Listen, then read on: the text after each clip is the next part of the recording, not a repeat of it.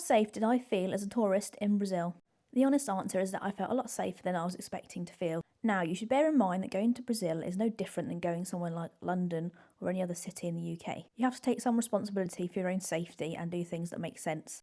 This is entirely based on how I felt as a tourist visiting tourist areas. I did do my research and stayed in places that were safer. Essentially, the most touristy areas are generally the safest places to stay. I stayed in different places in Brazil, so here's a breakdown of how I felt at each. Initially, I visited Salvador, where we stayed in Barra. Around the coast of Barra in Salvador, I felt completely safe. It felt completely laid back and like a normal holiday destination. We felt comfortable going in the sea and leaving our stuff on the beach. We found that in Salvador and in Rio, there were military officers who were basically like the tourist police. There was a lot of them by every sort of touristy destination, which meant I was quite happy to get my phone out there and take photos. Generally in Brazil, we found that we weren't hassled much by vendors. If you said no, you didn't want something, they would just leave you alone. In Parachi and Ilha Grande, it felt completely safe. Actually safer than I felt in a lot of destinations in Europe on the beach. Copacabana in Rio was a fairly safe place to be. However, I wouldn't have left my valuables alone on the beach. But the sea was actually so rough it was too dangerous to swim. We were told by our guide in Rio not to be walking around back from bars in the downtown area on our own and to only get an Uber. One of our guides recommended not drinking the shots in the clubs. Be very careful about where your drinks came from, as they've had some methanol poisoning issues.